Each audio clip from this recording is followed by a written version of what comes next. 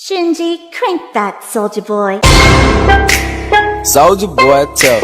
ज़रा इस कमेंट को पढ़ो, पर उससे पहले नीचे दिए गए लिंक पे जाके अपने फेवरेट एनीमे को वोट करो क्योंकि voice actor, director, studio, OTT बहुत सारे लोगों ने मिलके तुम्हारे क्वेरी को, तुम्हारे क्वेने को बैठ के सॉल्व किया है, मुझे डिटेल में एक्सप्लेनेशन दिया है और उन सब के बदले उन लोगों को चाहिए बस तुम्हारा प्यारा सा फीडबैक, तुम्हारा सपोर्ट। सो प्लीज़ नीचे जाके उस लिंक पे दबाओ, अपने फेवरेट एनीमे को सिलेक्ट करो और तुम्हें जो भी डाउट हो, जो भी तुम्हें फ्यूचर में बेटर चीज़ें चाहिए, जो भी तुम्हारा फीडबैक हो, उस मोड पे दबा के अपना फीडबैक ज़रूर से लिखना। चलो आओ इस कमेंट पे चलते हैं। अगर ये सवाल मुझसे किसी ने 2 या 3 साल पहले पूछा होता तो मैं इग्नोर कर देता, पर आज मुझे एनीमे के साथ 8 साल हो चुके हैं। 8 साल से मैं एनीमे के साथ हूँ और ये जो बात है रिलेशनशिप की, मैरिज की, ये बहुत ही ज़्यादा छोटी बात है। इससे बड़ी बड़ी चीज़ें मैंने देखी है। मेरे दोस्त जो एनीमे देखा करते थे आज वो एनीमे नहीं देखते हैं। उन्हें चालू की, उन्हें अच्छा लगा, एक टाइम पे उन्हें बहुत ज़्यादा कंज्यूम किया, फिर उन्होंने बंद कर दिया। और ऐसा ही है लड़कियों के साथ। इंडिया में मैं तुम्हें एक स्टैट्स बताता हूँ, 2 करोड़ लोग एनीमे को जानते हैं, 1 करोड़ लोग एनीमे को रेगुलर कंज्यूम करते हैं। उनमें से 50 लाख हिंदी डब देखते हैं, पर उनमें से 10 लाख हैं जो हिंदी डब के लिए तुम मैं मरते हैं। और उनमें से लड़कियों का परसेंटेज सिर्फ 21 है। और आज के दिन लड़कियों का एनीमे से ज़्यादा प्रेफरेंस, एनीमे से ज़्यादा प्यार के ड्रामा की तरफ है। तो तुम ऐसा एक्सपेक्ट करो कि तुम्हारा पार्टनर भी एनीमे देखे, उसे भी एनीमे अच्छा लगे, तो ये ज़रूरी बिल्कुल भी नहीं है। मेरी वाइफ को बहुत पसंद है नारुतो और उसने ये भी बताया नारुतो के बेटे का नाम बारूतो।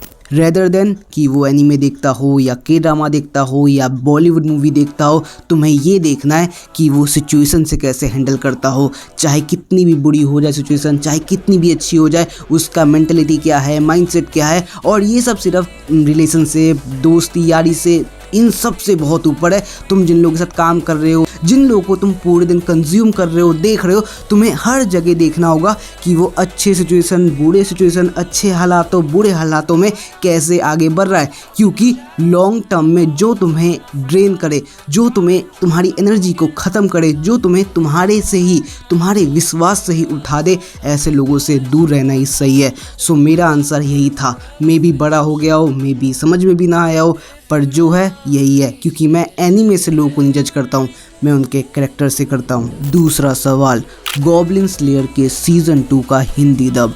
देखो यारो, इसका हिंदी डब लॉक हो चुका है। म्यूज़ इंडिया ने अपना टाइम, अपना शेड्यूल MX प्लेयर को भेज दिया है।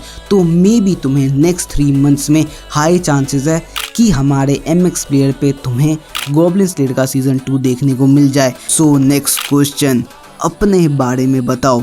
देखो यारो, मैं करंटली एक ई-कॉमर्स प्लेटफॉर्म पे हूँ, वहाँ पे काम करता हूँ और जब फ्री हो जाता हूँ तुम्हें दिख जाता हूँ। इसके अलावा मेरा जो गोल है, मेरा जो टारगेट है, उसके बारे में आगे एक कमेंट आएगा जिसमें मैं थोड़ा डिटेल में बताऊँगा।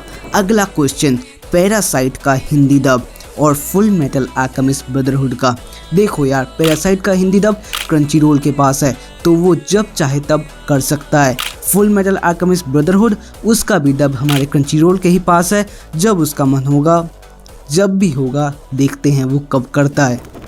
नेक्स्ट क्वेश्चन, भाई ऑर्ब मेरी फेवरेट एनीमे है और उसको हिंदी डब में देखना मैं भी चाहता हूँ।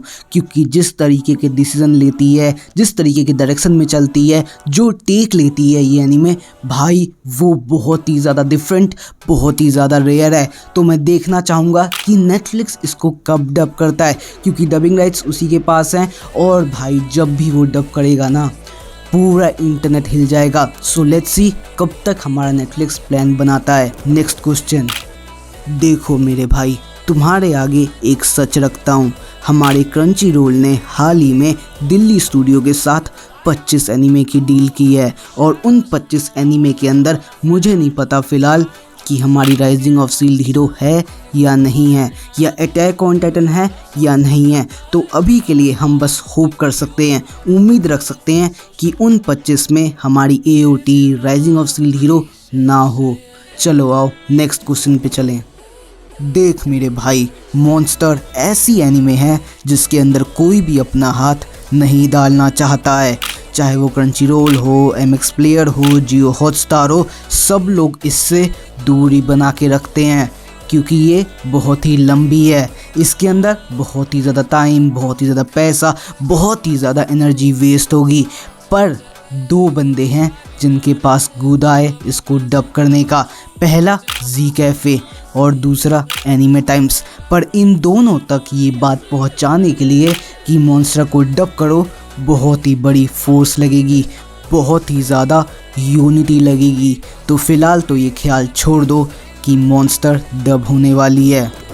नेक्स्ट क्वेश्चन, गारा और सिकिमारू? नहीं भाई, ऐसा नहीं होने वाला है। नेक्स्ट क्वेश्चन, भाई जियो हॉटस्टार नशे में है, उसने एमएचए विजिलेंटी को अभी तक फंसा के रखा है। डबिंग पूरी है, बस डालना रह गया है, इतना सा काम वो नहीं कर पा रहा है क्योंकि बैकएंड से किसी ने विजिलेंटी को लीक कर दिया है। तो वो अभी पता लगा रहा है किस बंदे ने ये काम किया है, और जब तक ये केस, जब तक ये पूरी चीज़ फाइनलाइज नहीं होती है, किसी आउटकम पे नहीं पहुँचती है, तो एमएचए का सीज़न 8 विजिलेंटी दोनों के दोनों अटकी रहेगी। नेक्स्ट क्वेश्चन, देखो मेरे भाई, हेल्स पैराडाइज एक ऐसी एनीमे है जिसे खुद क्रंचीरोल भी डब करना चाह रहा था, पर क्योंकि हमारे हेल्स पैराडाइज के डिस्ट्रीब्यूटर्स और क्रंचीरोल के बीच में काफ़ी बड़ा लफड़ा हो गया, खासकर इंडियन राइट्स को लेके, हिंदी दब के राइट्स को लेके, तो ये पूरी की पूरी डील बाद में ऑफ हो गई क्योंकि हेल्स पैराडाइज के डिस्ट्रीब्यूटर्स इंडिया के लिए स्पेसिफिकली ज़्यादा पैसे मांग रहे थे और हिंदी दब के लिए भी। तो देखते हैं ये कॉन्फ्लिक्ट कब तक रिजॉल्व होता है या होता भी है या नहीं, क्योंकि आज के दिन में दोनों में से कोई भी इंडिया को लेके कोई भी बात नहीं कर रहा है। सो लेट्स सी आगे क्या होता है। बाकी बात रही रैग्ना क्रिम्सन की, तो उसका दब तुम्हें एमएक्स प्लेयर पे अगले साल कहीं ना कहीं दिख जाएगा क्योंकि फ़िलहाल ना ही स्क्रिप्टिंग की बात चालू हुई है, ना ही डबिंग की हुई है। तो देखते हैं कब तक चीज़ें स्क्रिप्टिंग मोड पे या बातचीत के मोड में आती है। नेक्स्ट क्वेश्चन, हाँ भाई चिंता मत कर, टोक्यो गहोल का डब तेरे को इसी साल देखने को मिल जाएगा। एनीमे टाइम्स सीरियस है, उसके पास राइट्स भी है, पर वो पूरा के पूरा डबिंग को लेके कॉन्फिडेंट है और तैयार भी है। नेक्स्ट क्वेश्चन, देखो मेरे भाई, एनीवन इंडिया फ़िलहाल अपने चैनल पर फोकस नहीं कर रहा है, वो फोकस कर रहा है मैक्स टू मैक्स एनीमे के डिस्ट्रीब्यूशन राइट्स खरीदने में और उसको अलग अलग प्लेटफॉर्म्स को बेचने में। वो फोकस कर रहा है डबिंग करने में, पर थर्ड पार्टी कंपनीज़ के लिए। तो फिलहाल उसका कोई भी फोकस नहीं है अपने चैनल की ग्रोथ पे, अपने चैनल के डेवलपमेंट पे, जैसा म्यूज़ इंडिया का होता है। सो लेट्स सी कब तक वो उतना प्रॉफिट बना लेता है कि वो एनीमे को डायरेक्ट अपने चैनल पे अपलोड करे, क्योंकि फ़िलहाल इस साल तो उसका ऐसा कोई प्लान देखने को मुझे नहीं मिल रहा है। नेक्स्ट क्वेश्चन, देखो भाई स्टार्टिंग में तो ऐसा लगा कि ये बस एक ग्लिच है, एक एरर, एक मिस्टेक है जो नेटफ्लिक्स ने अपने अनाउंसमेंट के टाइम कर दी है, पर जब कंफर्मेशन आया, फाइनलाइज हुआ, पूछा गया, तो ये चीज़ कंफर्म हो गई कि नेटफ्लिक्स जोजो बिज़ार एडवेंचर स्टील बॉल रन को हिंदी में डब कर रहा है। कैसे कर रहा है? जैसे उसने बाकी के सीज़न 2 को किया था सीज़न 1 से पहले, जैसे उसने ब्लैक क्लोवर की मूवी को डब किया था। तो फ्यूचर में हो सकता है कि बाकी के सीज़न डब हो जाएं, पर फिलहाल स्टील बॉल रन ही सिर्फ हिंदी में आने वाली है। नेक्स्ट क्वेश्चन, बिल्कुल भाई बिल्कुल, 2 महीने पहले हमने बात की थी प्लूटो और बहुत सारी एनीमे के नाम भी लिए थे, उनमें से the summer Hikaru died Hindi dub में आ गई। ब्लू बॉक्स इसी न्यू ईयर पे या न्यू ईयर के कुछ ही टाइम बाद हिंदी डब में आने वाली है, और बाकी एनीमे धीरे धीरे ग्रेजुअली प्रोग्रेस होके हिंदी डब में आएगी, क्योंकि फ़िलहाल नेटफ्लिक्स का फोकस एनीमे पे बिल्कुल भी नहीं है। उसका फोकस पुरानी जितनी भी वेब सीरीज़ है उसको डब करने पे है, क्योंकि पैसा मोटा वहाँ से आ रहा है। नेक्स्ट क्वेश्चन, देखो यारो, जिस एम, जिस गोल, जिस टारगेट की बात मैं कर रहा था वो यही है। अगर तुमने मेरा चैनल देखा हो तो उस पे चाहे ब्लू बॉक्स का डब हो, चाहे फ्रेग्रेंट ब्लूम्स का डब हो, या चाहे हमारी टोक्यो गोल्ड का डब हो, उन सब डब को मेरे प्यारे फैन डबर्स ने किया है, मेरे दोस्त, मेरे भाई वॉइस एक्टर्स ने किया है, जिनका बस एक ही टारगेट है, जिनका बस मुझसे एक ही रिक्वेस्ट है कि मैं किसी एनीमे के ऑफिशियल राइट्स लाके उन्हें दूं, ताकि वो उसे डब कर सकें और हम किसी प्लेटफॉर्म को उसे बेच सकें या अपने प्लेटफॉर्म पे फ्यूचर में अपलोड कर सकें। और ये चीज़ बहुत ही ज़्यादा मुश्किल है, बहुत ही ज़्यादा दूर की है। इसके लिए बहुत सारे कॉन्टेक्स्ट चाहिए, काफ़ी सारे लोगों से बातचीत होनी चाहिए, क्योंकि जापान से डायरेक्टली राइट्स उठाना, क्रंची रोल, सोनी, ये म्यूज़ इंडिया, इन सब को अपना कंपटीशन बनाना और एक एनीमे को जिसकी डबिंग पीक हो, जो एब्सोल्यूट सिनेमा हो, उसको मिनिमल बजट में, जो कहते हैं ना फोकस्ड बजट, उसमें रिलीज़ करना और उसके बाद वेट करना कि सपोर्ट मिले, ये बहुत ही लंबा रास्ता होने वाला है, बहुत ही ज़्यादा चैलेंजेस आने वाले हैं और उसके लिए मुझे तैयार होना पड़ेगा, बैकअप रखना पड़ेगा। इसलिए मैं चाहता हूँ कि तुम लोग प्लीज़ किसी भी एनीमे के डब को ऐसे ही मत मान लो। अगर वो पसंद ना आए, अगर वो अच्छा ना लगे, तो उसके खिलाफ अपनी नाराज़गी, अपना प्रोटेस्ट, अपने मन की कहानियों को, विचारों को लिखो, बताओ कि तुम्हें क्यों नहीं पसंद आया, क्यों नहीं अच्छा है। क्योंकि लोगों ने अटैक ऑन टाइटन के डब को आज के टाइम में अपना लिया है, मान लिया है, डीमन स्लेयर के डब को अपना लिया है, उसको समझ लिया है कि वही है जो है। पर अगर वो लोग आवाज़ उठाते, कहते, बोलते, तो कहीं ना कहीं चीज़ें इम्प्रूव होती। और जो हमने कल परसों में देखा है वैसा कुछ नहीं होता, क्योंकि your line April, chainsaw man जो डब निकले हैं पिछले एक हफ्ते में, वो सच में बहुत ही ज़्यादा बड़ा ब्लेंडर है। और ये सब तभी ठीक हो सकता है जब कोई आवाज़ उठाएगा, जब कोई अपनी बात को कहेगा। सो लेट्स सी हम आगे कितना इवॉल्व हो पाते हैं, या जो मिल रहा है उसमें खुशी खुशी अपनी ज़िंदगी बिता देते हैं। और बात रही मेरे करैक्टर की जिसे मैं प्ले करना चाहता हूँ, तो फ़िलहाल मैंने कुछ सोचा नहीं है। फ्यूचर में जब मौका मिलेगा, चांस मिलेगा, अगर ज़रूरत होगी मेरे दोस्तों को, तो मैं ज़रूर हेल्प करूँगा। पर फ़िलहाल मेरा ऐसा कोई मूड नहीं है। चलो आओ नेक्स्ट क्वेश्चन पे। देखो मेरे भाई, म्यूज़ इंडिया फ़िलहाल अपना पूरा फोकस फेरी टेल पे ही दिखा रहा है। फेरी टेल को डब करने में, डबिंग को बेटर करने में, चीज़ों को स्मूथ रखने में। हो सकता हो जनवरी एंड फरवरी तक वो सोचे कि उसे नेक्स्ट क्या डब करना है, पर फिलहाल फेरी टेल ही मेन फोकस पे है। और बात रही क्लासरूम ऑफ द एलीट की, तो उसका सीज़न 3 का हिंदी डब तुम्हें मोस्ट प्रोबेबली अप्रैल में देखने को मिल जाएगा, क्योंकि अप्रैल में सीज़न 4 आने वाला है। और क्योंकि जब सीज़न 4 आएगा तो चीज़ें ट्रेंड में रहेंगी, तो उसी टाइम पे MX प्लेयर रिलीज़ करके थोड़ा व्यूअरशिप बटोरना चाहेगा। तो लेट्स सी कि ये अप्रैल तक हिंदी डब में आती है या नहीं आती है, क्योंकि ये MX प्लेयर के लिए बेस्ट अपॉर्चुनिटी होगी। Next question, the glass worker. देखो यार, मैंने इस मूवी को अराउंड 3-4 महीने पहले ही देखा। उस टाइम पे मेरे मन में कहने के लिए बहुत कुछ था, पर क्योंकि इतने सारे एनिमे थे, उनके लाइनअप थे, उनके रिएक्शंस थे, तो मुझे इसके ऊपर बात करने का टाइम नहीं मिल पाया। पर इसका रिव्यू, इसका रिएक्शन मैं यहीं पे देता हूँ, अभी देता हूँ। देखो यारो, द ग्लास वर्कर एक ऐसी एनिमे है जिसके ट्रेलर ने मुझे काफ़ी ज़्यादा कैप्टिवेट किया, काफ़ी ज़्यादा प्यार दिया। उसके अंदर जो एनिमेशंस था, जो म्यूज़िक्स थी, जिस टाइप की पूरी फ्लो थी, वो सच में मज़ा दे गई। और साथ ही साथ एक डर भी, जो जब मूवी स्टार्ट हुई मुझे सच में समझ में आ गया। क्योंकि जब मूवी स्टार्ट हुई, मूवी की स्टार्टिंग के सीन, वो सिनेरियोस, वो स्टोरी डेवलपमेंट, वो कैरेक्टर्स, सब कुछ सही जा रहा था।